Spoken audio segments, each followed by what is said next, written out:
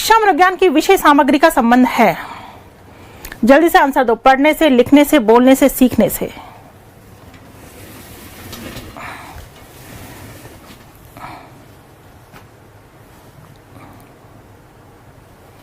शिक्षा मनोविज्ञान की विषय सामग्री का संबंध है, किससे संबंध है? जल्दी बताइए।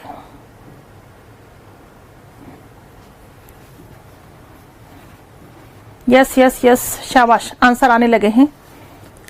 Good good good, very good, बिल्कुल सही, डी आंसर आएगा। क्योंकि शिक्षा मनोविज्ञान की विषय सामग्री का संबंध पढ़ने से, लिखने से, बोलने से, सभी से, लेकिन सीखने में ये सब आ जाएगा बेटा, है ना। हमेशा उस आंसर का चयन करना चाहिए जो व्यापक सेंस देता है। पढ़ने में केवल पढ़ना आएगा, केवल लिखना है या केवल बोलना है, लेकिन ये सारे इंक्लूड हो जाते हैं किसमें? सीखने में। तो आंसर आएगा यहाँ पर डी। गुड, चलो आगे बढ़ेंगे। निम्न में से कौन सा क्षेत्र मनोविज्ञान के अंतर्गत नहीं आता? बताओ।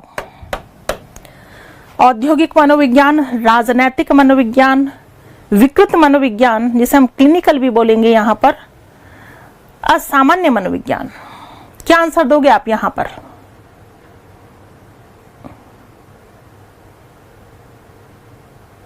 नंबर 2 का आंसर जल्दी से बता दो बेटा। यस, गुड गुड गुड, शाबाश, बी आंसर आएगा। कैसे आए ये बात पता ही होगी आपको। मनोविज्ञान की शाखाएं मैंने आपको बताई थी। मैंने आपसे कहा था 14 शाखाएं लिखवाते समय कि मनोविज्ञान की मुख्य शाखाएं ये हैं। अरे शाखाएं सारी, लेकिन मुख्य शाखाएं ये हैं। ये प्रश्न बिल्कुल एग्जाम में भी आ चुका है। इस प्रकार का प्रश्न का आंसर आप कब दे पाएंगे? जब आपको मुख्य शाखाओं की बात याद होगी। औद्योगिक मनोविज्ञान बिल्कुल मैंने लिखवाया, क्लिनिकल बिल्कुल मैंने, विकृत इसलिए कहा गया है क्योंकि क्लिनिकल मनोविज्ञान के अंतर्गत समस्यात्मक जो बालक होते हैं उन्हीं का अध्ययन होता है। तो ये जस्ट मैंने आपको लिखवाया, असामान्य भी लिखवाया है। मैंने कौन सा नहीं लिखवाया था आपको? राजनीतिक मनोविज्ञान। तो यहाँ आंसर आ जाएगा अपना क्या? बी। चलो आगे बढ़ेंगे। क्वेश्चन नंबर 3, साइकोलॉजी शब्द की उत्पत्ति किस भाषा से हुई है? साइकोलॉजी शब्द की उत्पत्ति किस भाषा से हुई है? जल्दी से बताओ। सिंपल सिंपल सिंपल, बहुत आसान है। साइकोलॉजी शब्द की उत्पत्ति किस भाषा से हुई है?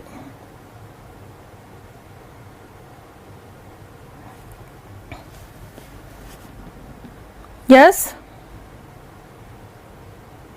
बिल्कुल, आंसर क्या आ जाएगा? लैटिन। अगर लेकिन प्रश्नों की साइकोलॉजी शब्द कौन सी भाषा का है, बात समझ में आ रही है? साइकोलॉजी शब्द कौन सी भाषा का है तो आप आंसर क्या दोगे? अंग्रेजी। साइकोलॉजी शब्द कौन सी भाषा का है तो अंग्रेजी आंसर दोगे।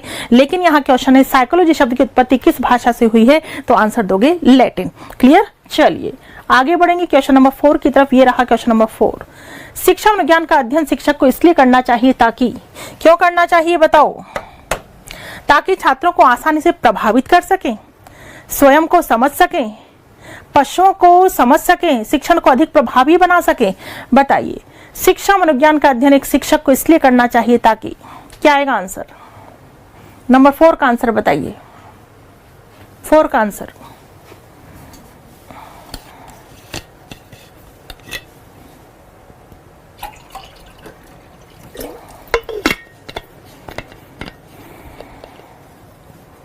फोर में क्या आएगा? मदन लाल सी बता रहे हैं आप, दिलीप डी, राहुल सी।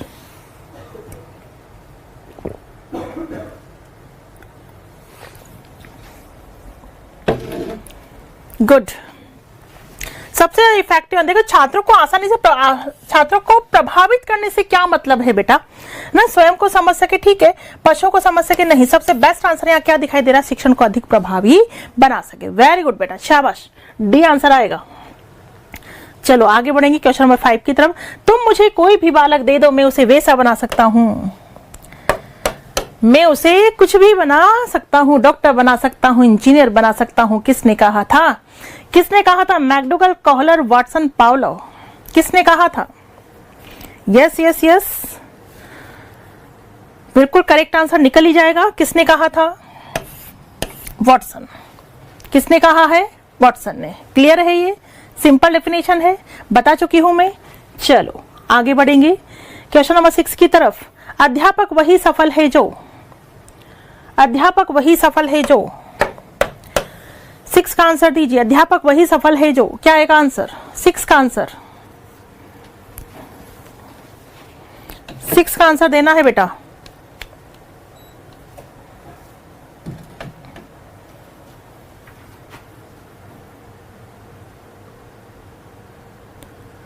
सिक्स का आंसर दो, 6 का।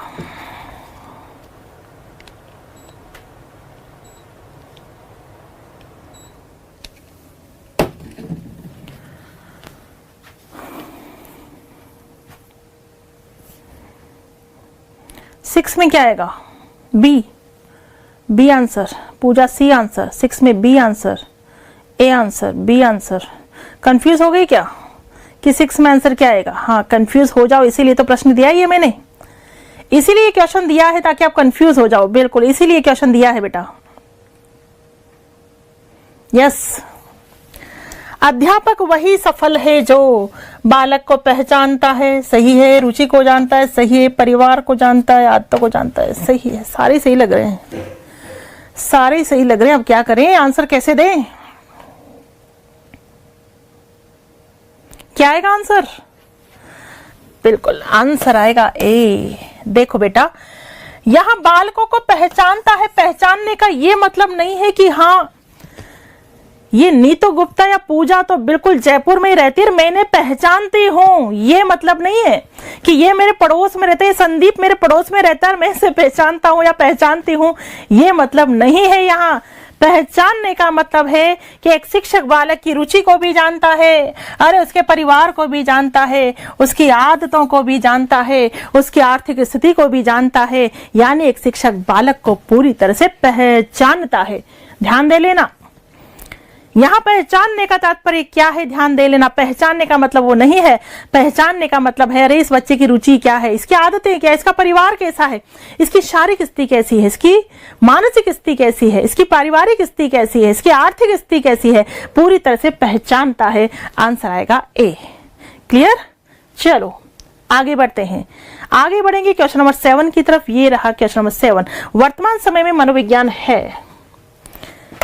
क्या आंसर आएगा? जल्दी से जवाब दो। वर्तमान समय में मनोविज्ञान है, 7 का आंसर दीजिए, 7 का आंसर।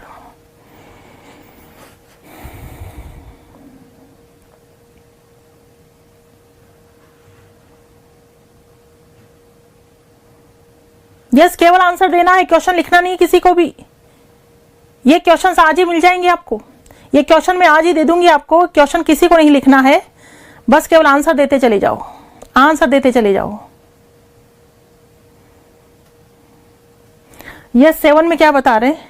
7 में कुछ बी दे रहे हैं, कुछ डी दे रहे हैं। बिल्कुल मुझे उम्मीद यही थी कि कुछ बी देंगे और कुछ डी देंगे। बी देने वाले बच्चों जो बी आंसर दे रहे हैं वो यहीं अटक गए। ये गलती भी करते हो आप, कौन कौन सी गलतियां करते हो बच्चों में, बीच बीच में बताती चली जा रही हूं आपको, इसलिए बताती चली जा रही हूं ताकि आप ध्यान रखें। वर्तमान समय मनोविज्ञान, व्यवहार का विज्ञान, बिल्कुल करेक्ट आंसर, बट थोड़ा आगे भी तो पढ़ लो। चेतना का विज्ञान, व्यवहार व अनुभूति का विज्ञान, ज्यादा ताकतवर आंसर। आंसर क्या आएगा? डी। बी सही है बेटा, लेकिन बी से भी ज्यादा सही, ज्यादा व्यापक आंसर आपको मिल गया डी, व्यवहार व अनुभूति का विज्ञान।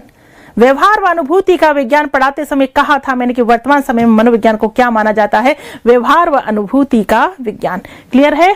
ठीक है, चलो आगे बढ़ेंगे क्वेश्चन नंबर 8 की तरफ।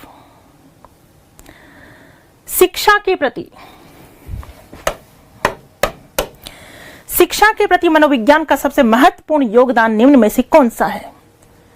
ठीक है, शिक्षा के प्रति मनोविज्ञान का सबसे महत्वपूर्ण योगदान कौन सा है? बताइए। शिक्षा के महत्वपूर्ण लक्ष्यों का पता लगाना, व्यक्तिगत गुणों के आधार पर शिक्षार्थियों का विभाजन, मानव व्यवहार का ज्ञान प्रदान करना, अध्यापक द्वारा उचित शिक्षण विधियों को अपनाए जाने में सहायक होना।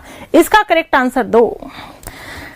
देखते हैं इसका करेक्ट आंसर कौन कौन देने में सक्षम है। यस, क्वेश्चन नंबर 8 का आंसर।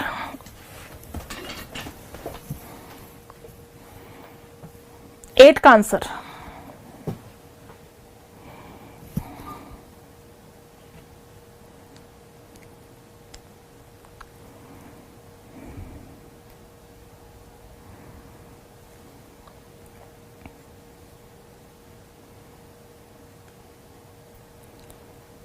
यस,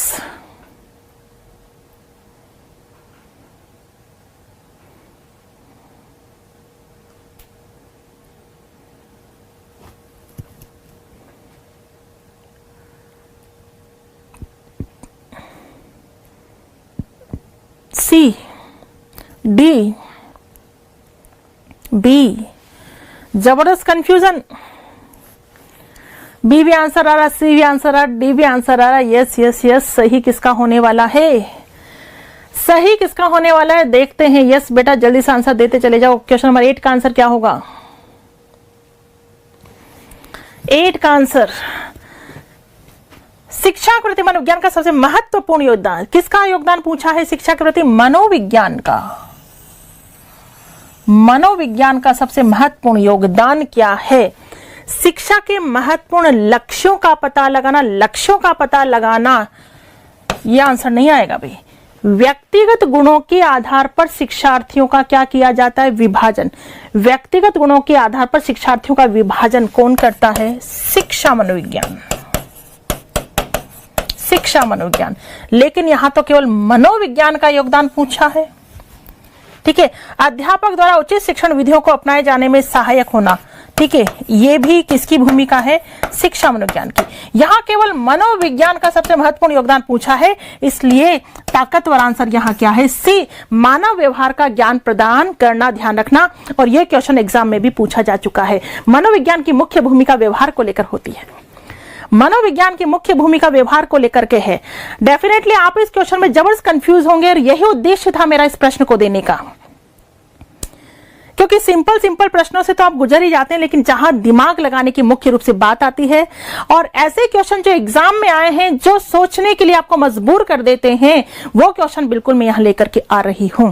एग्जाम में प्रश्न पूछा जा चुका है बेटा, और आंसर बिल्कुल सी ही माना गया है, और सी ही आएगा। ठीक है, मनोविज्ञान की बातें, मानव व्यवहार का ज्ञान प्रदान करना, आंसर आएगा सी। चलो आगे बढ़ेंगे क्वेश्चन नंबर 9 की तरफ। निम्न में से कौन सा कथन शिक्षा मनोविज्ञान के अर्थ को सबसे अधिक सही ढंग से प्रकट करता है?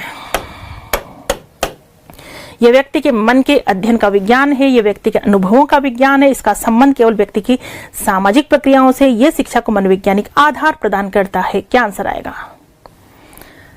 शिक्षा मनोविज्ञान के संदर्भ में क्या सही है भाई? क्या सही है? यस, शिक्षा मनोविज्ञान, यह शिक्षा को मनोवैज्ञानिक आधार प्रदान करता है। ठीक है, आंसर आएगा डी। यह शिक्षा को मनोवैज्ञानिक आधार प्रदान करता है। क्लियर? आंसर आएगा यहां पर डी। चलो आगे बढ़ेंगे। मनोविज्ञान अध्ययन है किसका अध्ययन? क्या आंसर दोगे? ए, बी, सी या डी? जल्दी से बताओ। क्वेश्चन नंबर 10 का आंसर क्या होगा? 10 का आंसर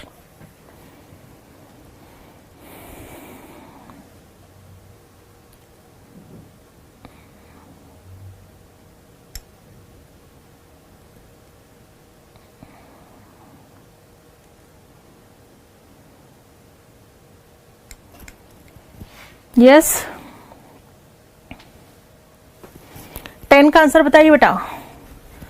मनोविज्ञान अध्ययन है व्यवहार का वैज्ञानिक अध्ययन आत्मा का, आदतों का। यस, शाबाश। देखो, मनोविज्ञान अध्ययन है व्यवहार का सही आंसर है, लेकिन ज्यादा सही कौन सा होगा? बी, व्यवहार का वैज्ञानिक अध्ययन। ठीक है, व्यवहार का कौन सा अध्ययन होता है? वैज्ञानिक अध्ययन। बात कर चुके हैं हम। आगे बढ़ते हैं क्वेश्चन नंबर 11 की तरफ। ये रहा क्वेश्चन नंबर 11। व्यवहारवाद पर आधारित सिद्धांतवादी इस विश्वास को मानते हैं, जो व्यवहारवाद पर आधारित है। व्यवहारवाद, जैसे व्यवहारवाद के जनक कौन? वॉटसन है। व्यवहारवाद के बारे में मैंने बताया था आपको। किसमें विश्वास करते हैं? कि बालक प्रकृति से सीखने वाला है, परिवार व्यक्ति को बदल सकता है, सभी प्रकार का व्यवहार सीखा जा सकता है, प्रत्येक व्यक्ति सब कुछ सीख सकता है। बताइए क्या आंसर होगा?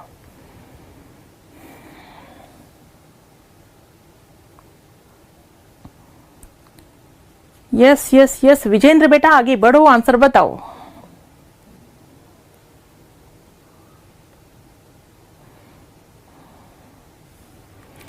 क्या आंसर होगा? देखिए, व्यवहारवाद है ना, व्यवहारवाद जैसा कि वॉटसन, आप जानते हैं क्या कहा था वॉटसन ने? क्या कहा था वॉटसन ने?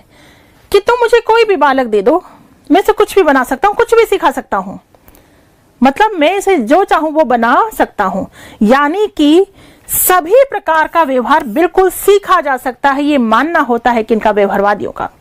ठीक है, बालक प्रकृति से सीखते हैं, ठीक है, परिवार व्यक्ति को बदल सकता है, ऐसी नहीं बात। जो व्यापक आंसर होगा वो क्या आएगा कि सभी प्रकार का व्यवहार सीखा जा सकता है, सभी प्रकार का व्यवहार सीखा जा सकता है। ठीक है, बात समझ में आ गई। तो यहां पर ध्यान देंगे, आंसर आएगा सी। चलो आगे बढ़ेंगे क्वेश्चन नंबर 12 की तरफ। शिक्षा का मूल उद्देश्य क्या है? शिक्षा का मूल उद्देश्य मानसिक विकास, शारीरिक विकास, बौद्धिक विकास। तो डेफिनेटली मूल उद्देश्य क्या होगा? क्या होगा? सर्वांगीण विकास। क्लियर है? मूल उद्देश्य क्या होगा? सर्वांगीण विकास। व्यापक सेंस देने वाला आंसर है, इसलिए इसे तो हम छोड़ ही नहीं सकते। ठीक है बेटा, चलो आगे बढ़ेंगे क्वेश्चन नंबर 13 की तरफ। ये रहा question number 13। Psychology from the standpoint of behaviourist किसकी रचना है? ठीक है, क्वेश्चंस में जो इंपॉर्टेंट बातें हैं वो और मैंने क्वेश्चंस में डाल दी है। ठीक है, क्योंकि कोई भी टॉपिक थ्योरी और क्वेश्चंस दोनों के बाद कंप्लीट होगा। कुछ इंपॉर्टेंट बातें जो क्वेश्चंस में डाल दी जाती है, क्योंकि ये भी आपको पूरी तरह से ध्यान रखना है। Yes, psychology from the standpoint of behaviourist किसकी रचना है? वॉल्टर हंटर की, वॉटसन की, कार्ल लैथली की या टॉलमैन की? क्या आंसर आएगा? क्या आंसर आएगा? Psychology from the standpoint of behaviourist. ठीक है, व्यवहारवादियों के दृष्टिकोण में मनोविज्ञान, व्यवहारवादियों के दृष्टिकोण में मनोविज्ञान किसकी रचना है? वॉटसन की। ध्यान रखना। और ये बुक कब लिखी गई थी? 1919 में। कब लिखी थी ये बुक? 1919 में। किसने लिखी थी? वॉटसन ने। ठीक है, 1919 में ये बुक लिखी गई थी। Psychology from the standpoint of behaviourist किसकी रचना है? वॉटसन की।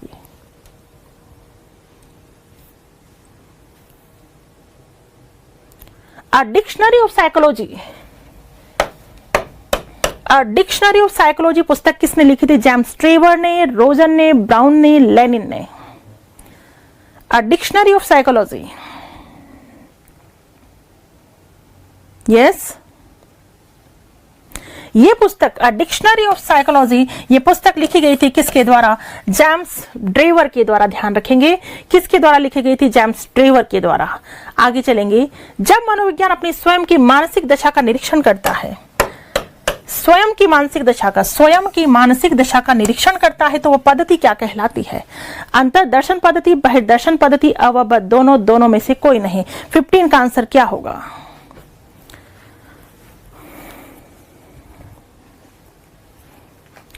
जब स्वयं की मानसिक स्थिति का अध्ययन किया जाता है, स्वयं की मानसिक स्थिति का अध्ययन किया जाता है, तो वो पद्धति क्या कहलाती है? 15 का आंसर दीजिए बेटा। सिंपल है। यस, स्वयं की मानसिक स्थिति का निरीक्षण करना अंतर्दर्शन पद्धति। कौन सी पद्धति? अंतर्दर्शन पद्धति। ठीक है, अंतर्दर्शन पद्धति बता सकते हैं कौन से संप्रदाय की देन है? यस, संरचनावादी संप्रदाय। कौन से संप्रदाय की? संरचनावादी संप्रदाय। क्लियर है? चलो आगे बढ़ेंगे। निम्न में से कौन सा क्षेत्र मनोविज्ञान के अंतर्गत नहीं आता?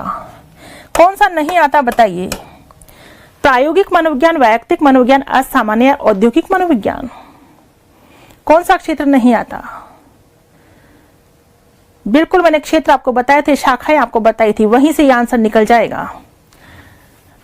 प्रायोगिक मनोविज्ञान बिल्कुल मैंने लिखवाया है, असामान्य भी लिखवाया, औद्योगिक भी लिखवाया। कौन सा नहीं लिखवाया? वैयक्तिक मनोविज्ञान। तो आंसर क्या आ जाएगा? वैयक्तिक मनोविज्ञान। क्लियर? चलें आगे। आगे बढ़ते हैं क्वेश्चन नंबर 17 की तरफ। निम्न में से किसमें शिक्षा मनोविज्ञान उपयोगी नहीं है?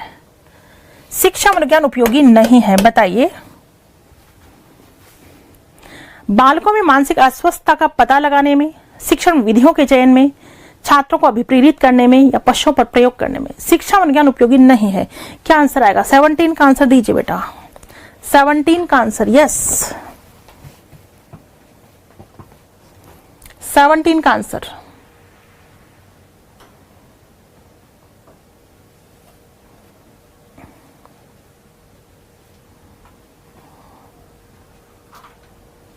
Yes yes yes,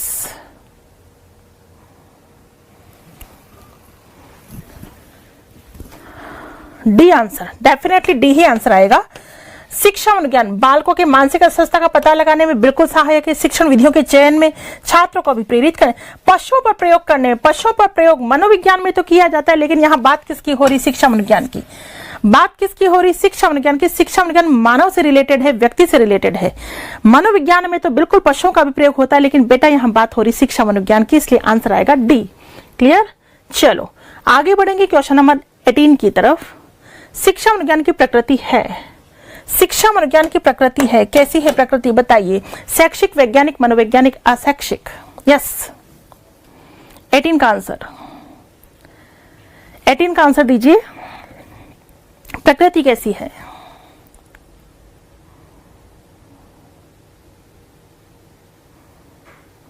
yes yes yes,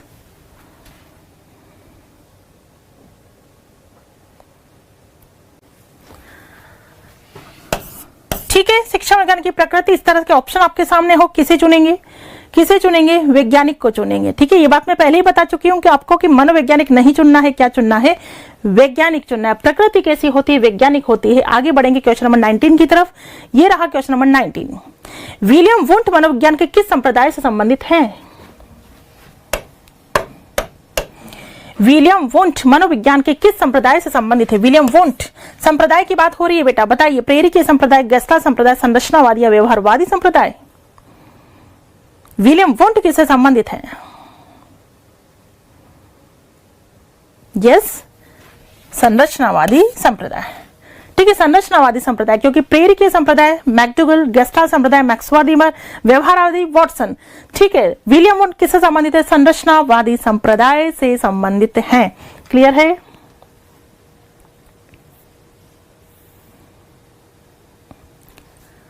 प्रथम मनोवैज्ञानिक प्रयोगशाला की स्थापना कब और कहां की गई? प्रथम मनोवैज्ञानिक प्रयोगशाला की स्थापना कब और कहां की गई? जानते हैं आप बहुत अच्छे से कि प्रथम मनोवैज्ञानिक प्रयोगशाला की स्थापना कब और कहां?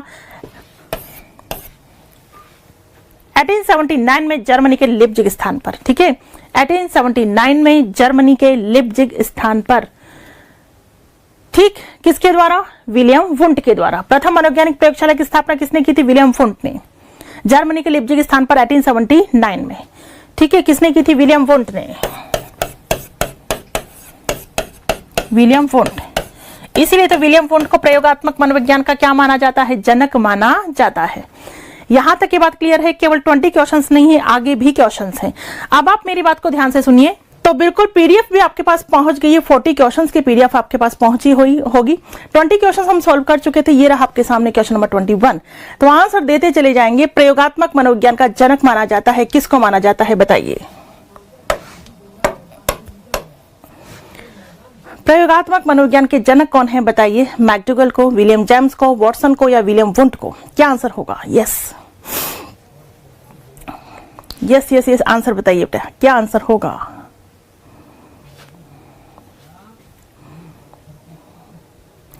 डी आंसर, डेफिनेटली प्रयोगात्मक मनोविज्ञान।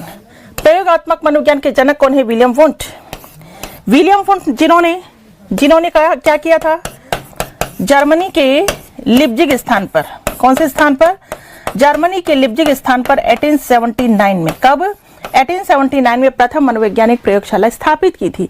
इसलिए विलियम वुंट को प्रयोगात्मक मनोविज्ञान का जनक माना जाता है। क्लियर? हाँ बेटा, Kannauj, Ramakant, yes, William Wundt. चलिए आगे बढ़ेंगे क्वेश्चन नंबर 22 की तरफ। ये रहा क्वेश्चन नंबर 22। कक्ष में शिक्षक विद्यार्थियों को सीखने के लिए प्रेरित करता है। कैसे प्रेरित करता है बताइए? गृह कार्य देकर, प्रश्न पूछकर, उदाहरण देकर, सभी के द्वारा। क्या आएगा आंसर? 22 का आंसर बताइए। 22 का आंसर, यस।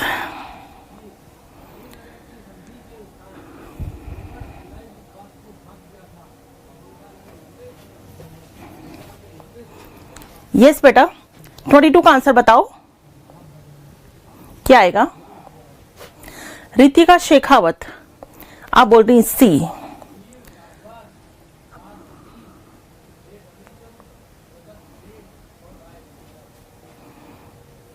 राजीव जैन बेटा, यस यस यस, कोई सी आंसर दे रहा है, कोई डी आंसर दे रहा है, कोई सी भी आंसर, डी भी आंसर, यस सी और डी। यस देखिए, कक्षा कक्ष में शिक्षक, किसकी बात हो रही? कक्षा कक्ष की बात हो रही। कक्षा कक्ष में शिक्षक विद्यार्थियों को सीखने के लिए प्रेरित करता है। कैसे प्रेरित करता है? गृह कार्य देता है क्या कक्षा कक्ष में? बिल्कुल बेटा, गृह कार्य देता है ना, कक्षा कक्ष के अंतर्गत ही दिया जाता है गृह कार्य कि बच्चों ये लिख लो, ये गृह कार्य ये आपको करके लाना है। ठीक है, प्रश्न भी पूछता है, उदाहरण भी देता है, सभी के द्वारा।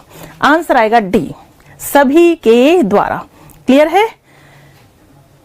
चले आगे। Yes, question number 23, John Broadus Watson मनोविज्ञान के किस संप्रदाय से संबंधित है?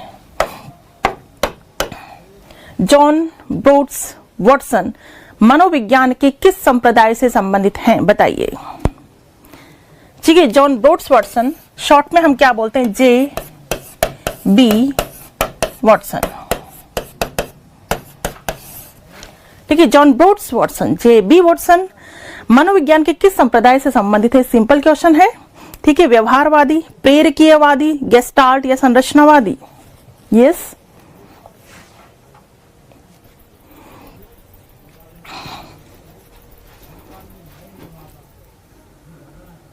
यस, शाबाश, बहुत बढ़िया। 23 का आंसर आप दे रहे हैं ए आंसर, और ए ही आएगा। जॉन ब्रूट्स वाटसन किस संप्रदाय से संबंधित है? व्यवहारवादी। ठीक है, व्यवहारवादी संप्रदाय। ध्यान रखना, ये जो संप्रदाय है, इस संप्रदाय की स्थापना 1913 में हुई थी। ठीक है, क्योंकि इसका सन आप ध्यान रख लेंगे, क्योंकि इंपॉर्टेंट है ये व्यवहारवाद। इसकी जो स्थापना है वो कब हुई थी? 1913 के अंतर्गत हुई थी। तो बिल्कुल जे बी वाटसन कह दो या जॉन ब्रूट्स वाटसन किस संप्रदाय से संबंधित है? व्यवहारवादी संप्रदाय से संबंधित है। और व्यवहारवादियों का ये मानना था, क्या मानना था व्यवहारवादियों का? व्यवहारवादी वंशानुक्रम में कम विश्वास करते थे और वातावरण में अधिक।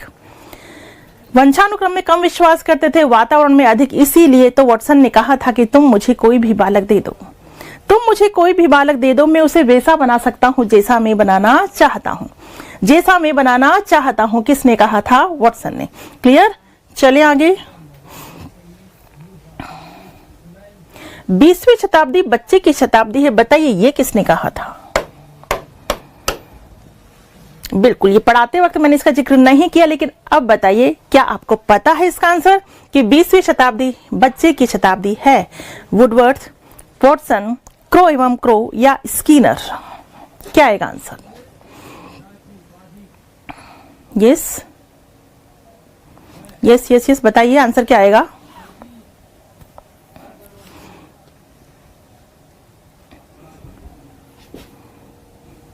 ट्वेंटी फोर का आंसर, 24 का आंसर।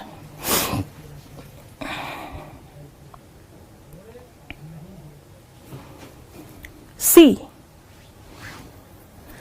20वीं शताब्दी बच्चे की शताब्दी है, बिल्कुल कहना है किसका? क्रो एवं क्रो का। बिल्कुल क्रो एवं क्रो ने कहा कि 20वीं शताब्दी बच्चे की शताब्दी है। आज पढ़ाना होता है बच्चे के अनुसार, बच्चे की रुचि के अनुसार, बच्चे के मानसिक स्तर के अनुसार, और पढ़ाते हुए ये जानने की कोशिश करते रहना चाहिए कि बच्चे के समझ में आ रहा है या नहीं। बच्चे के समझ में आ रहा है या नहीं, इसके लिए शिक्षक को मूल्यांकन करते रहना चाहिए। बीच बीच में प्रश्न पूछते रहना चाहिए और बच्चों से उत्तर के द्वारा इस बात की जानकारी प्राप्त करनी चाहिए कि बच्चों को समझ में आया या फिर नहीं आया। ठीक है, क्लियर है? तो 20वीं शताब्दी बच्चे की शताब्दी है, किसका कहना है? क्रो एवं क्रो का। ठीक, बाकी वुडवर्थ की एक फेमस परिभाषा पता ही होगी आपको। वुडवर्थ ने मनोविज्ञान की पूरी यात्रा का वर्णन अपनी एक परिभाषा में किया था। क्या कहा था वुडवर्थ ने? कि मनोविज्ञान ने सर्वप्रथम अपनी आत्मा का त्याग किया, फिर मन का त्याग किया, फिर चेतना का त्याग किया, और आज मनोविज्ञान व्यवहार की विधि के स्वरूप को स्वीकार करता है। ठीक है, ये परिभाषा किसने दी थी? वुडवर्थ ने। वाटसन की फेमस परिभाषा आपको पता ही है कि तुम मुझे कोई भी बालक दे दो, मैं उसे वैसा बना सकता हूं जैसा मैं बनाना चाहता हूं। ठीक है, आती है बात किसकी? स्किनर की। तो स्किनर की हमने बहुत सारी डेफिनेशन पढ़ी है शिक्षा मनोविज्ञान के अंतर्गत कि शिक्षा मनोविज्ञान शिक्षकों की तैयारी की आधारशिला है। किसका कहना है? स्किनर का। शिक्षा मनोविज्ञान मानवीय व्यवहार का शैक्षिक परिस्थितियों में अध्ययन करता है। किसका कहना है? स्किनर का। शिक्षा मनोविज्ञान शिक्षण व अधिगम से संबंधित है, किसका कहना है? स्किनर का। ठीक है, लेकिन 20वीं शताब्दी बच्चे की शताब्दी है, ये किसने कहा है? क्रो एवं क्रो ने। क्लियर? चले क्वेश्चन नंबर 25। शिक्षा के क्षेत्र में ज्ञान का उपयोग करने का प्रयास है। शिक्षा के क्षेत्र में ज्ञान का उपयोग करने का प्रयास किसने किया? बताइए। शिक्षा मनोविज्ञान, बी है संवेगात्मक मनोविज्ञान, सी है तुलनात्मक मनोविज्ञान और डी है औद्योगिक मनोविज्ञान। क्या आएगा आंसर? यस,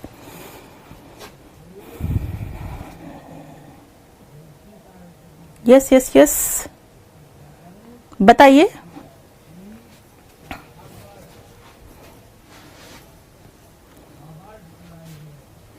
यस, शिक्षा के क्षेत्र में ज्ञान का उपयोग करने का जो प्रयास है वो किसके द्वारा किया गया? शिक्षा मनोविज्ञान के द्वारा, एजुकेशनल साइकोलॉजी के द्वारा। ठीक है, आंसर आएगा बेटा यहां पर क्या? ए, शिक्षा मनोविज्ञान। ठीक है, आगे चलें।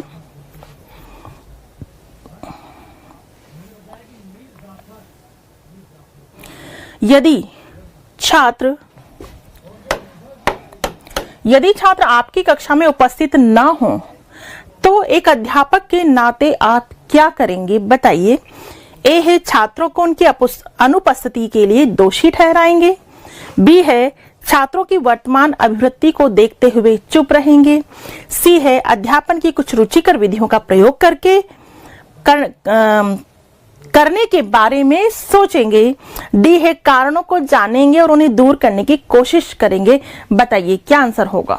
यस, 26 का आंसर, 26 का आंसर।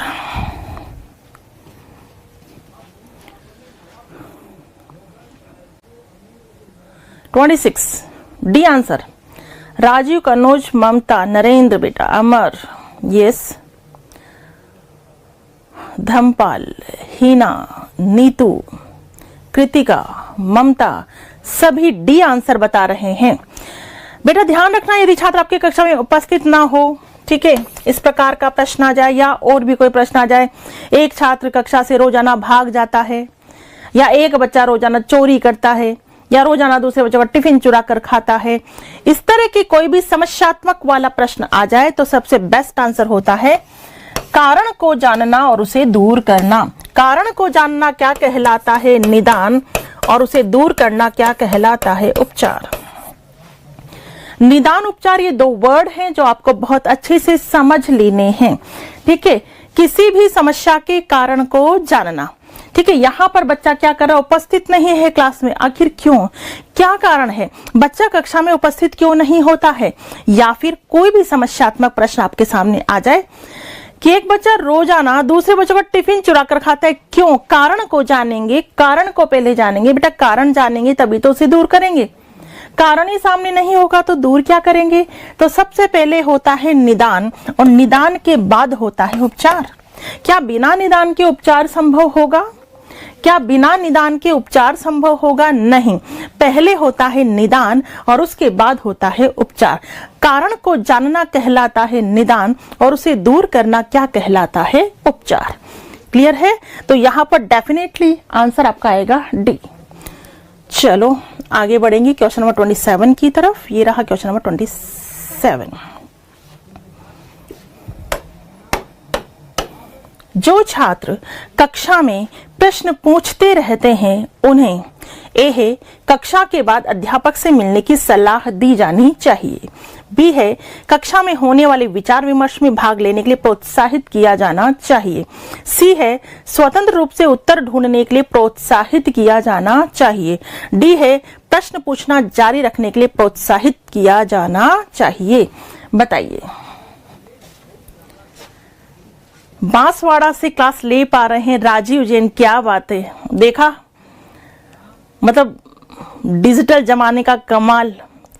क्या बांसवाड़ा बैठे हैं और वहां बैठ करके क्लास देख रहे हैं, इससे नो डाउट बेटा, मतलब ऑनलाइन ने तो गजब का आसान बना दिया है सब कुछ। Yes yes yes, A B C D क्या आंसर आएगा?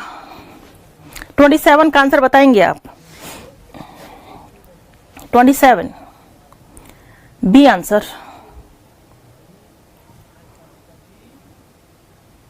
अच्छे से सोच विचार करके जवाब देना है। क्या आंसर आएगा?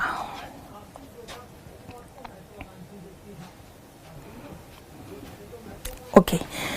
जो छात्र कक्षा में प्रश्न पूछते रहते हैं, देखो पहला ऑप्शन है कक्षा के बाद अध्यापक से मिलने की सलाह दी जानी चाहिए। क्यों भाई? गलत।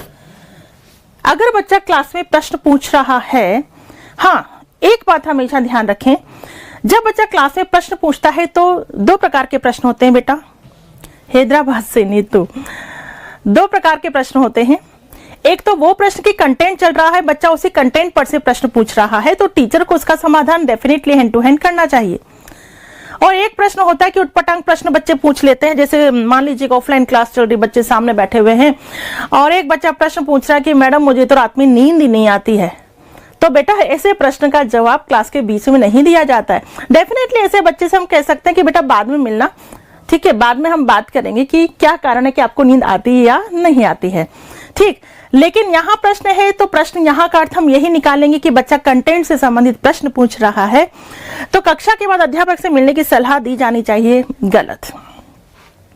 कक्षा में होने वाले विचार विमर्श में भाग लेने के लिए प्रोत्साहित किया जाना चाहिए। ठीक है, आगे बढ़ते। स्वतंत्र रूप से उत्तर ढूंढने के लिए, स्वतंत्र रूप से उत्तर ढूंढने के लिए प्रोत्साहित किया जाना चाहिए। गलत है ना, कि आप खुद ढूंढो इसका आंसर, आपको खुद को ढूंढना चाहिए, खुद को जानना चाहिए, खुद आंसर ढूंढो। तो बेटा अगर स्वतंत्र रूप से बच्चा ढूंढ लेगा तो क्लास अटेंड क्यों करेगा? उसे दिक्कत आती है, ठीक है, उसके पास इतना साधन नहीं होते, इतना मटेरियल नहीं होता है, इसीलिए तो बिल्कुल स्वतंत्र रूप से उत्तर ढूंढने के लिए प्रोत्साहित किया जाना चाहिए। ये गलत है। झालावाड़ से हो बेटा, अभी मैं सबसे पूछूंगी, अभी क्लास के अंत में सबसे पूछूंगी आप कहाँ से, आप मुझे बताना कहाँ से हो, ठीक है। अभी हम जस्ट क्वेश्चन को सॉल्व कर लेते हैं। प्रश्न पूछना जारी रखने के लिए प्रोत्साहित किया जाना चाहिए। बताओ, ए नहीं आएगा, सी नहीं आएगा, या तो आएगा बी या आएगा डी, दोनों में से आप किस पर जा रहे हैं? बी पर या डी पर? बीट मान आप डी पर जा रहे हैं। राहुल बी, ललिता बी, रमाकांत सवाई माधोपुर से हो। अच्छा, रमाकांत ने राम खिलाड़ी, ओके, क्या बात है। Yes yes yes yes, B या फिर डी, बी या फिर डी।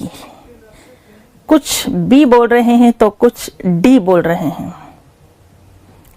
यस, कुछ बी और कुछ डी। देखिए इधर डी, देखो प्रश्न पूछना जारी रखने के लिए प्रोत्साहित किया जाना चाहिए। कितना प्रोत्साहित करोगे, वो तो प्रश्न पूछता रहता है।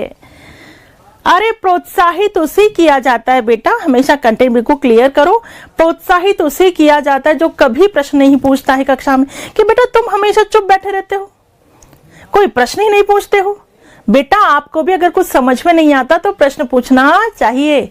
प्रोत्साहित उसे किया जाता है जो प्रश्न नहीं पूछता, ये तो प्रश्न पूछता रहता है, इसे क्या प्रोत्साहित करोगे? अरे ऐसे बच्चों को तो कक्षा में होने वाले विचार विमर्श में भाग लेने के लिए प्रोत्साहित करना चाहिए, कि तुम्हें जरूर पार्टिसिपेट करना चाहिए, क्योंकि आपके दिमाग में काफी प्रश्न भी उठते हैं, सारी चीजें, तो आपको विचार विमर्श में जरूर पार्टिसिपेट करना चाहिए। यहाँ पर बेस्ट आंसर बेटा क्या होगा? बी।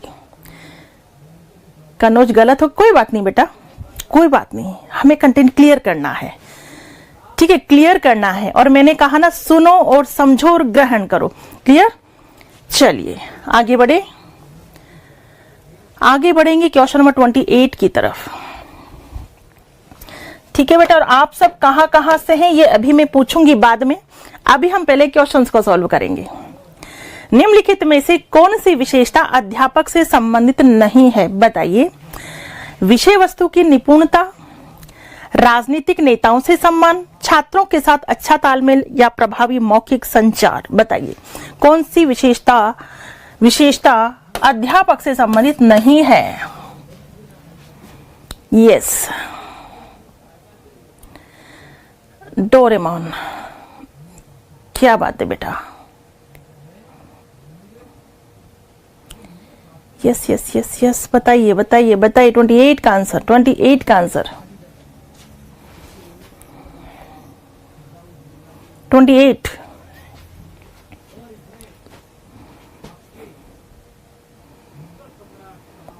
28 में क्या बता रहे हैं? बी बता रहे हैं आप, सी बता रहे हैं, बी बता रहे हैं। ओके, कुछ बी कुछ सी। निम्नलिखित में कौन से अध्यापक से संबंधित नहीं है? देखो, विषय वस्तु की निपुणता, बिल्कुल ये तो होनी चाहिए, विषय वस्तु में निपुण होना चाहिए। प्रभावी मौखिक संचार, यस, एक टीचर को अच्छा वक्ता होना चाहिए, प्रभावी होना चाहिए, उसका संचार, कम्युनिकेशन, संप्रेषण जो कौशल है वो टीचर में काफी अच्छा होना चाहिए, क्योंकि एक टीचर को बहुत सारे बच्चों को समझाना होता है। तो प्रभावी मौखिक संचार, छात्रों के साथ अच्छा तालमेल बहुत जरूरी है। राजनीतिक नेताओं से सम्मान, ये विशेषता नहीं है, ये चीज अलग है भाई, ठीक है। बच्चों के हित की बात नहीं है, ये बच्चों से अलग बात है। एक टीचर है तो टीचर के नाते हम बात वो करेंगे जो विद्यार्थी के हित में हो। तो विषय वस्तु की निपुणता होनी चाहिए एक शिक्षक में, छात्रों के साथ बहुत अच्छा तालमेल होना चाहिए, प्रभावी मौखिक संचार होना चाहिए, ठीक है। छात्रों के साथ अच्छा तालमेल बहुत ज्यादा जरूरी है। बिल्कुल, एक टीचर को पेरेंट्स की भांति बच्चों को पढ़ाना चाहिए। एक बात ध्यान रखना बेटा, वो टीचर परफेक्ट टीचर कहलाता है जिसके अंदर माँ का दिल या पिता का दिल होता है। माँ की फीलिंग रखते हुए या पिता की फीलिंग रखते हुए जो टीचर बच्चों को पढ़ाता है, तो बिल्कुल बच्चों से बहुत अच्छा अनुबंधन स्थापित हो जाता है और बच्चे भी पढ़ने में बड़े मतलब ध्यान से, रुचि के साथ, तल्लीनता के साथ पढ़ते हैं। तो बिल्कुल ऐसा होना चाहिए। और यदि एक शिक्षक के अंदर माँ की भावना होगी, पिता की भावना होगी, तो ऐसा शिक्षक कभी भी बच्चे की हड्डियां नहीं तोड़ सकता, ऐसा शिक्षक कभी भी ओलपिन चुबाकर बच्चे की आंख नहीं फोड़ सकता। तो बिल्कुल तालमेल बहुत सही होना चाहिए। लेकिन यहाँ पर अगर कहेंगे संबंधित नहीं है तो बी, राजनीतिक नेताओं से सम्मान। ठीक है, आगे चलते हैं क्वेश्चन नंबर 29 की तरफ।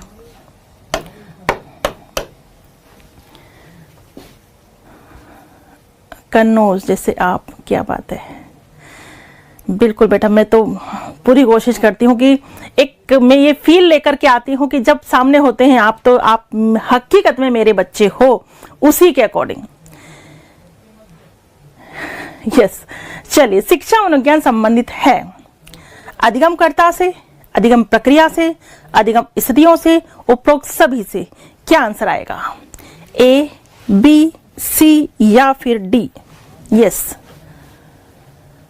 29 का आंसर अमर, अनीता, ललिता, कमलेश डी आंसर बता रहे हैं आप। तो डेफिनेटली बेटा डी ही आंसर आएगा। शिक्षा मनोविज्ञान संबंधित है अधिगमकर्ता से। अधिगमकर्ता हमने पढ़ा था, छात्र, अध्येता, ठीक है। और ये सारे जो कार्य क्षेत्र है वो किसने बताए थे? लिंडग्रेन ने बताए थे, पता है ना आपको। लिंडग्रेन के अनुसार कार्य क्षेत्र पढ़े थे आपने। अधिगमकर्ता की बात हुई थी, उसमें अधिगम प्रक्रिया की बात हुई थी, अधिगम परिस्थितियों की बात होती है, इसके अलावा निर्देशन और मानसिक स्वास्थ्य और एक मूल्यांकन। 5 कार्य क्षेत्र बताए थे, पता होगा सभी को। 5 कार्य क्षेत्र लिंडग्रेन ने शिक्षा मनोविज्ञान के 5 कार्य क्षेत्र बताए थे। याद है या नहीं है?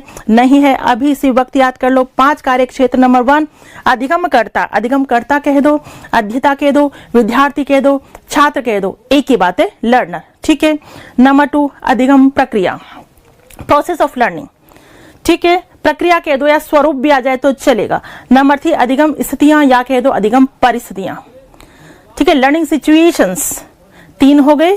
चौथा क्या बताया था? निर्देशन व मानसिक स्वास्थ्य, निर्देशन व मानसिक स्वास्थ्य, ठीक है। और 5वां क्या बताया था? मूल्यांकन, ठीक है। 5वां क्या बताया? मूल्यांकन। क्लियर है? क्लियर है। तो आगे चलते हैं क्वेश्चन नंबर 30 की तरफ। ये रहा क्वेश्चन नंबर 30। उस शिक्षक को सबसे सफल समझना चाहिए जो कि, बताओ क्या आंसर आएगा? जो कि पाठ की व्याख्या कर सके, पाठ्य पुस्तकों को ठीक से पढ़वा सके, विवेचन प्रारंभ कर सके, विद्यार्थियों को प्रेरित कर सके। यस, 30 का आंसर बताइए। यस सिमर बेटा, हिना खान बताइए। 30 का आंसर क्या होगा?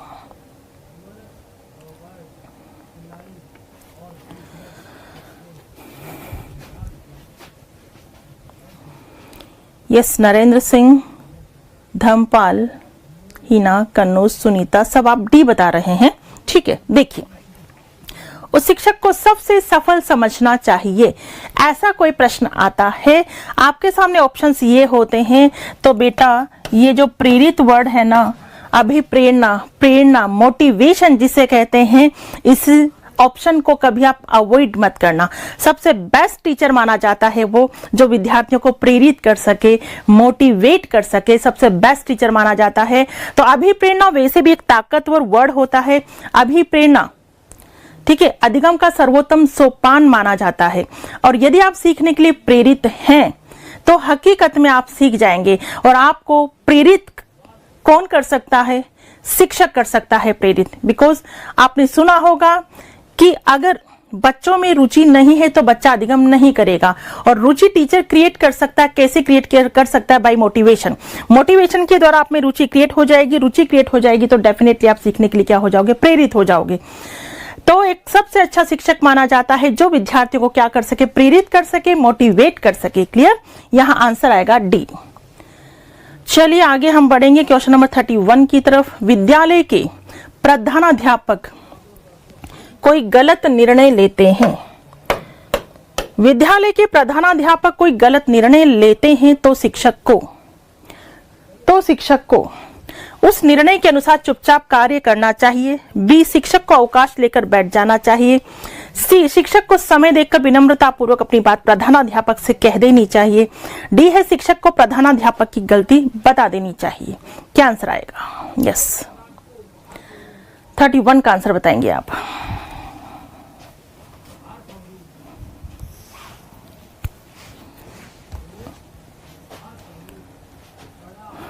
नीतू, संजय,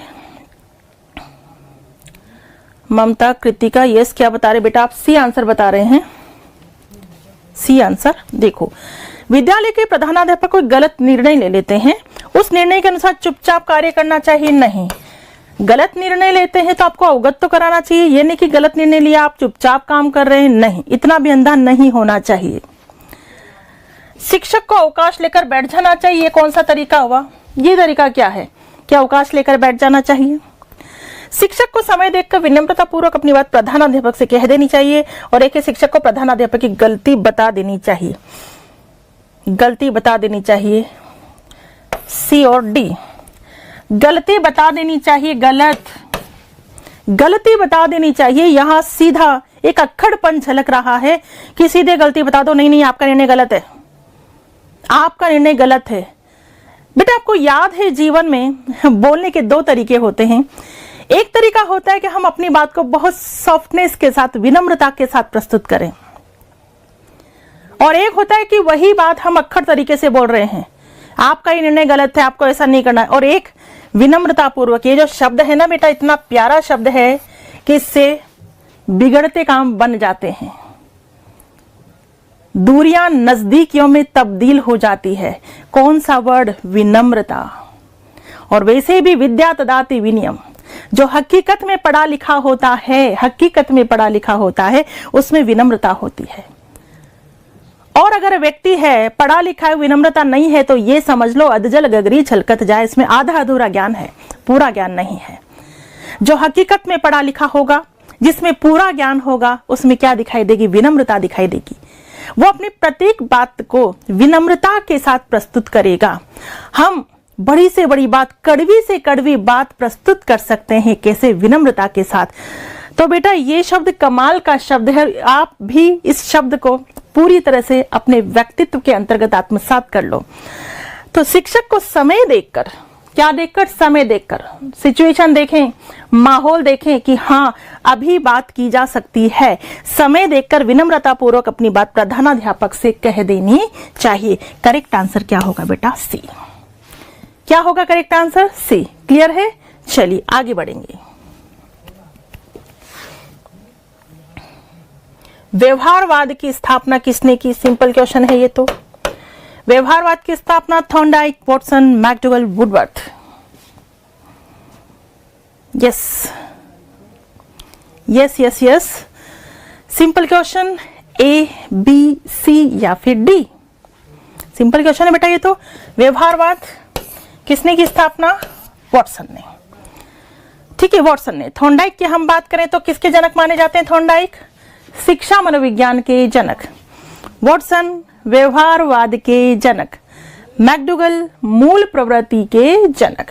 ठीक है, मैकडूगल मूल प्रवृत्ति के जनक। चलिए आगे बढ़ेंगे। कौन सा शिक्षा मनोविज्ञान का क्षेत्र नहीं है, बताइए। क्षेत्र पूछा है, क्षेत्र बताइए कौन सा नहीं है। व्यक्तिगत समानताएं, मूल्यांकन, पाठ्यक्रम का निर्माण, अधिगम। क्या आंसर आएगा? 33 का आंसर बताएंगे आप।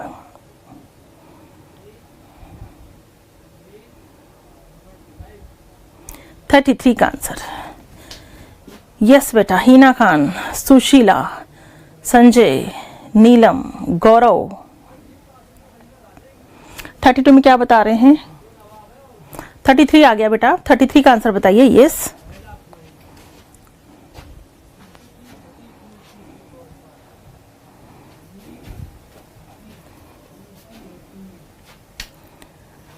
यस डिम्पल।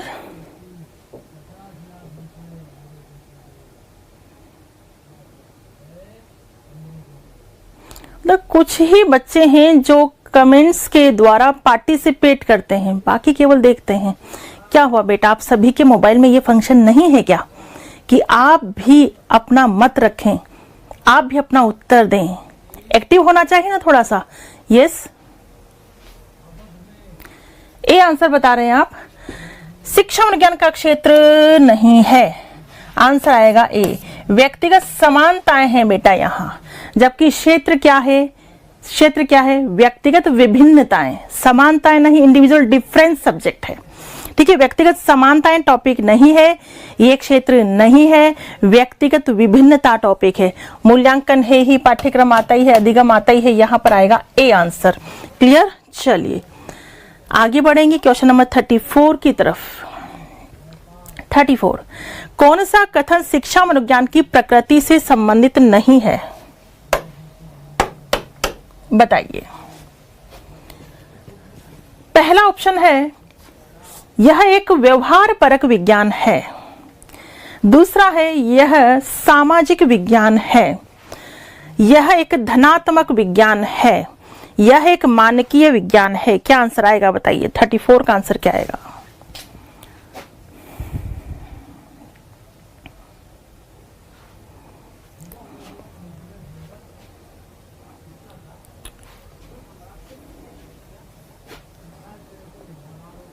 यस, 34 का आंसर। 34। सिमर, आप आंसर दे रही हैं D. Yes yes yes yes, okay. देखिए, शिक्षा विज्ञान की प्रकृति की बात है। अगर आपने प्रकृति को ध्यान से सुना जब मैंने पढ़ाया, तो एक व्यवहार परक विज्ञान है, ये तो बिल्कुल सही है, व्यवहार परक विज्ञान है। ये एक धनात्मक विज्ञान है, ये भी सही है। ठीक है, अब मान लो कि ये और ये ऑप्शन और ये ऑप्शन दोनों हैं आपके सामने, तो मैंने बिल्कुल कन्वर्सेशन में आपको कहा था कि धनात्मक विज्ञान है। धनात्मक है, सकारात्मक है, नकारात्मक नहीं है, नियामक नहीं है, मानकीय नहीं है, बिल्कुल ये मैंने कहा था आपसे। तो ये आंसर भी अपना सही हो जाता है बिल्कुल। तो शिक्षा विज्ञान की प्रकृति की हम बात करें तो व्यवहार परक विज्ञान डेफिनेटली है, सामाजिक विज्ञान भी है, धनात्मक विज्ञान भी है, धनात्मक जिसे हम विधायक भी कहते हैं, सकारात्मक कहते हैं। मानकीय विज्ञान नहीं है, मानकीय जिसे हम नियामक भी कह सकते हैं, नॉर्मेटिव भी कह सकते हैं। तो यहां पर आंसर क्या आएगा? डी आंसर आएगा। क्लियर? चलिए आगे बढ़ेंगे क्वेश्चन नंबर 35 की तरफ। शिक्षा मनोविज्ञान शिक्षकों की तैयारी की आधारशिला है। या शिक्षा मनोविज्ञान पढ़ रहे हैं और शिक्षा मनोविज्ञान शिक्षकों की तैयारी की आधारशिला है, किसने कहा? Skinner, Froebel, Thorndike, John Dewey. बताइए 35 का आंसर क्या होगा? 35 का आंसर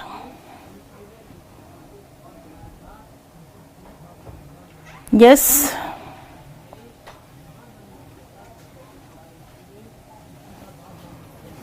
परक का मतलब कुछ नहीं बेटा, व्यवहारात्मक बोल दो, व्यवहार परक बोल दो, एक ही बात है कन्नौज। ठीक है, व्यवहारात्मक विज्ञान है, पढ़ा था ना आपने, व्यवहार परक विज्ञान है बोल दो या व्यवहारात्मक विज्ञान है, एक ही बात है। यस यस यस आंसर आएगा, यस डेफिनेटली ए आंसर आएगा। शिक्षा मनोविज्ञान शिक्षकों की तैयारी की आधारशिला है।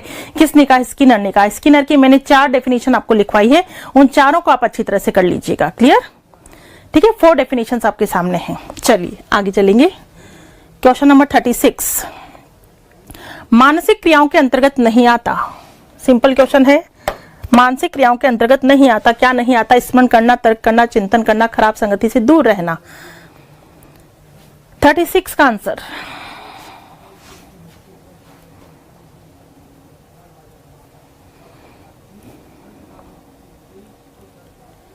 यस अनुपमा,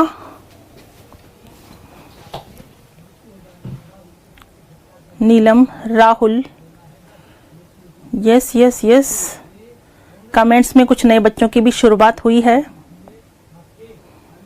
ममता राजावत, पिंकी, शाबाश बेटा शाबाश, क्योंकि कमेंट्स करना चाहिए। एक्टिव रहकर हमेशा सीखना चाहिए।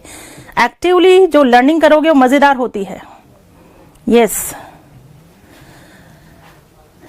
तो यहां आप आंसर दे रहे हैं डी।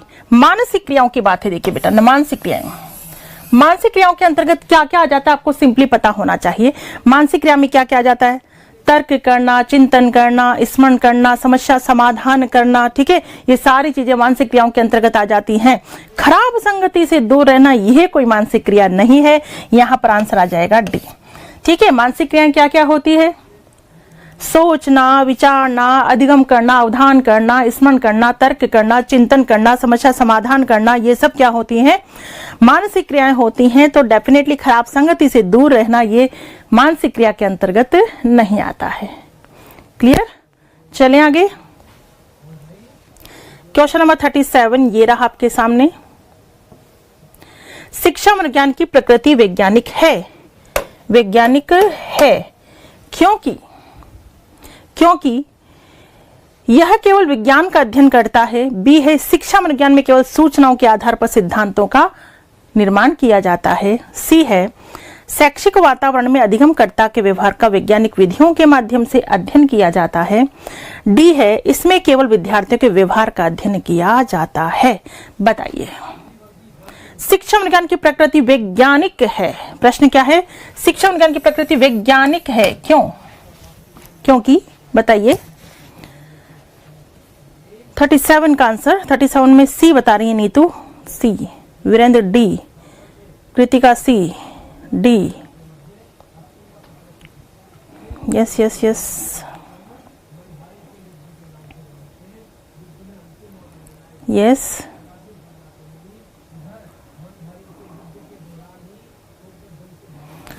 देखिए, यह केवल विज्ञान का अध्ययन है। गलत है ना? केवल विज्ञान का अध्ययन तो नहीं होता इसमें। गलत। शिक्षा मनोविज्ञान में केवल, यहां भी केवल वर्ड आ गया, केवल विज्ञान का अध्ययन। यहां भी केवल सूचनाओं के आधार पर सिद्धांतों का निर्माण, केवल ये काम होता है क्या? नहीं। सी है, शैक्षिक वातावरण में। कौन सा वातावरण? शैक्षिक वातावरण में अधिगमकर्ता के व्यवहार का वैज्ञानिक विधियों के माध्यम से अध्ययन किया जाता है। और एक है इसमें केवल विद्यार्थियों के, ये फिर केवल आ गया। विद्यार्थियों के व्यवहार का अध्ययन किया जाता है। अरे व्यवहार का अध्ययन किया जाता है, अनुभूतियों का अध्ययन भी होता है। गलत। सीधे सीधे आंसर आ रहा है आपका सी आंसर। शैक्षिक वातावरण में अधिगमकर्ता के व्यवहार का, अगर आपको पता हो तो ये बात हमारी डेफिनेशन में भी आई है कि अधिगमकर्ता के व्यवहार का, मानवीय व्यवहार का शैक्षिक परिस्थितियों में। कौन सी परिस्थितियों में? शैक्षिक परिस्थिति में। वातावरण कैसा होता है? शैक्षिक वातावरण होता है। अरे शिक्षा मनोविज्ञान की बात हो रही है, शिक्षा मनोविज्ञान की बात हो रही है, तो वातावरण शैक्षिक ही होगा। शैक्षिक वातावरण में अधिगमकर्ता के व्यवहार का वैज्ञानिक अध्ययन होता है या वैज्ञानिक विधियों के माध्यम से अध्ययन किया जाता है। बिल्कुल करेक्ट आंसर है कौन सा? सी। क्लियर है? आगे चले। यस, वीरेंद्र गोस्वामी। आगे चले बेटा, चलो आगे चलते हैं। क्वेश्चन नंबर 38 ये रहा।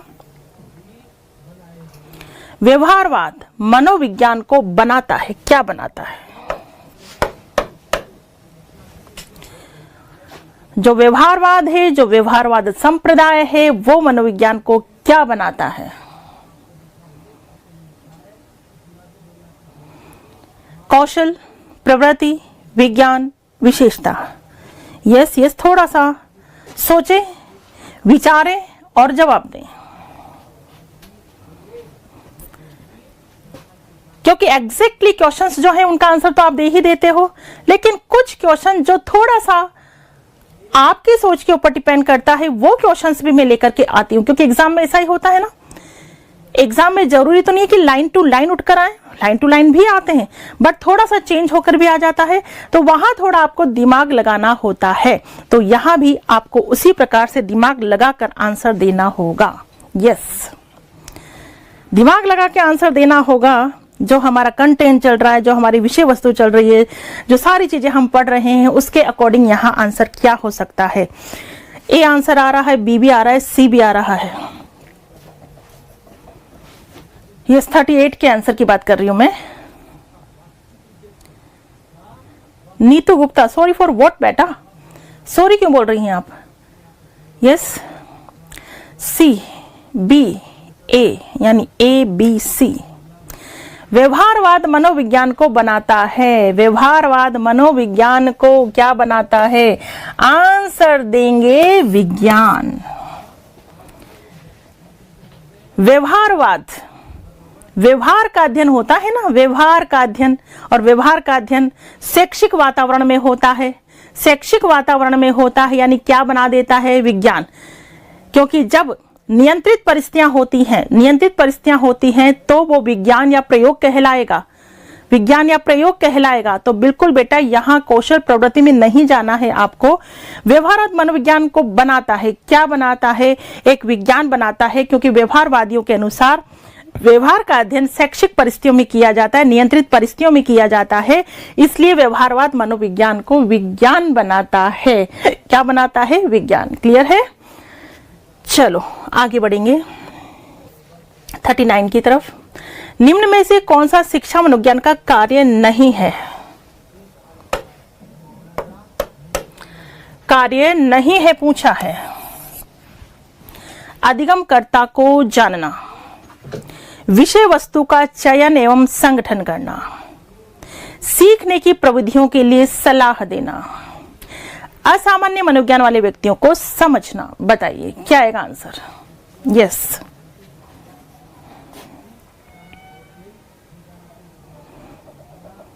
गजेंद्र सुमन, आपका भी सही था, गुड बेटा।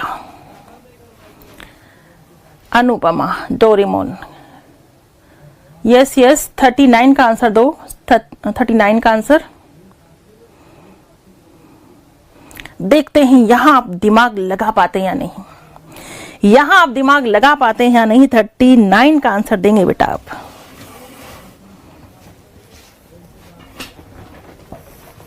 यस, 39 में सी बता रहे हैं, गजेंद्र डी बता रहे हैं। देखते हैं यहां अपने माइंड का यूज आप कर पा रहे हैं यानी कितना कर पा रहे हैं। यस यस यस, आपकी मानसिक क्रियाओं का भी परीक्षण हो रहा है यहां पर। रिंकू बी, ममता डी, रामेश्वर सी, यस यस यस। और अभी भी जो कमेंट्स नहीं कर रहे हैं वो करें बेटा। अभी भी कुछ हैं जो केवल देख रहे हैं बेटा। बिल्कुल आपके मोबाइल में वो फंक्शन होगा कि आप सी ए बी डी लिख सकते हैं। यस यस यस, लिखना चाहिए। एक्टिव रूप से पार्टिसिपेट करो, मजा आएगा, बहुत मजा आएगा, यकीन मानिए। यस, इसीलिए तो मैं इस तरह से क्वेश्चन करवाती हूँ। आप एक्टिवली पार्टिसिपेट नहीं करेंगे, मैं टक टक टक करवा दूंगी जल्दी जल्दी जल्दी। ये लो हो गए क्वेश्चंस। फिर अब देखते हैं किसका आंसर सही हुआ है। ठीक है, यस, किसकी मानसिक क्रियाएं तीव्र गति से काम कर रही हैं ये देख ले हम।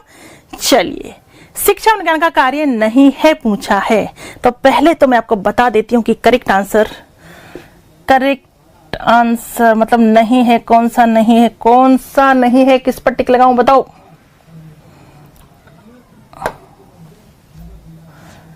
आंसर आएगा डी। आंसर आएगा डी, आंसर आएगा डेफिनेटली डी आंसर आएगा। क्यों आएगा अभी मैं बता देती हूं।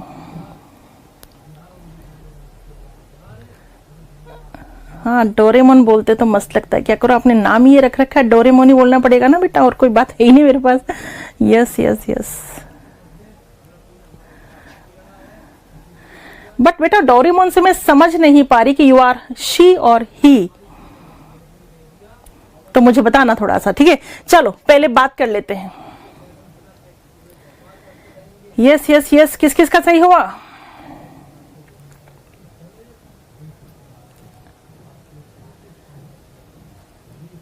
देखिए, कौन सा शिक्षा मनोविज्ञान का कार्य नहीं है? अधिगमकर्ता को जानना, बिल्कुल। शिक्षा मनोविज्ञान की सहायता से शिक्षक छात्र को जान सकता है, पहचान सकता है, समझ सकता है। विषय वस्तु का चयन, संगठन, बिल्कुल विषय वस्तु का चयन कर सकता है, उसे ऑर्गेनाइज कर सकता है, उसे संगठित कर सकता है। ओके शी, ठीक है बेटा डोरेमोन। सीखने की प्रविधियों के लिए सलाह भी दे सकता है, निर्देशन दे सकता है, परामर्श दे सकता है। यहां देखो बात क्या आ रही है, असामान्य मनोविज्ञान। तो असामान्य मनोविज्ञान वाले व्यक्तियों को समझना बेटा, असामान्य मनोविज्ञान तो एक अलग से शाखा थी, ये बताया है मैंने आपको। मेरी बात आप समझ पा रहे हैं? आता सब कुछ वहीं से है, आता सब कुछ वहीं से है, लेकिन क्यों आप ये उम्मीद करें कि जो जो पढ़ा है लाइन टू लाइन ऐसा कैसा कहीं हम आंसर दें? क्यों भाई, थोड़ा सा अलग तरीके से अगर क्वेश्चन आता है तो आपको उसका सिलेक्शन करना आना चाहिए, ठीक है। असामान्य मनोविज्ञान वाले व्यक्तियों को समझना, असामान्य मनोविज्ञान मनोविज्ञान की एक शाखा है। किसकी शाखा? मनोविज्ञान की एक अलग से शाखा है। असामान्य मनोविज्ञान लिखवाया था मैंने, सामान्य मनोविज्ञान, असामान्य मनोविज्ञान, लेकिन हम तो शिक्षा मनोविज्ञान की बात कर रहे हैं। तो शिक्षा मनोविज्ञान, असामान्य मनोविज्ञान वाले व्यक्तियों को समझना, यहां पर ये चीज अलग निकल जाएगी, इसलिए हम यहां आंसर दे देंगे क्या? डी। शिक्षा मनोविज्ञान की बात है, इसलिए यहां पर आंसर आएगा डी। क्लियर? कृतिका आपका सही हुआ, पिंकी बेटा बिल्कुल सही हुआ आपका। चलो क्वेश्चन नंबर 40 की तरफ चलेंगे। बिहेवियरिज्म पुस्तक के रचयिता कौन है, बता सकते हैं? स्किनर, मैकडूगल, थॉर्नडाइक या फिर वॉटसन? नहीं तो आपका गलत हो गया, कोई बात नहीं बेटा, हिना खान का सही था, सुशीला का भी सही था, अनीता का भी सही था, कृतिका का भी सही था। अरे वाह क्या बात है। कोई ना जिसका सही नहीं हुआ है अगली बार देखना उनके सारे सही होंगे।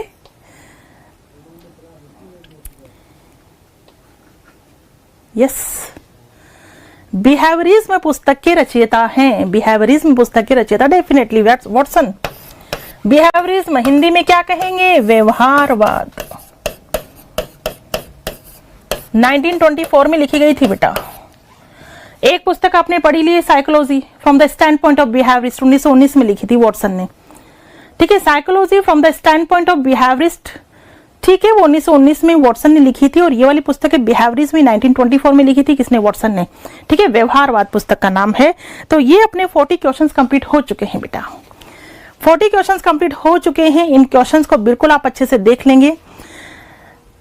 आगे आगे आगे ढेरों क्वेश्चंस की भरमार आपके लिए मैं लाती रहूंगी, लेकिन पहले कंटेंट क्लियर करेंगे और उसके बाद पढ़ते चले जाएंगे। कंटेंट क्लियर करेंगे उसके बाद पढ़ते चले जाएंगे। तो 40 क्वेश्चंस आपके कंप्लीट हो चुके हैं। कल पढ़ेंगे वापस से, 40 क्वेश्चंस हो गए हैं। जितना पढ़ा है उस पोर्शन को आप कंटिन्यूअसली रिवाइज कर लेना। थैंक यू सो मच, मिलते हैं कल वापस 11 बजे।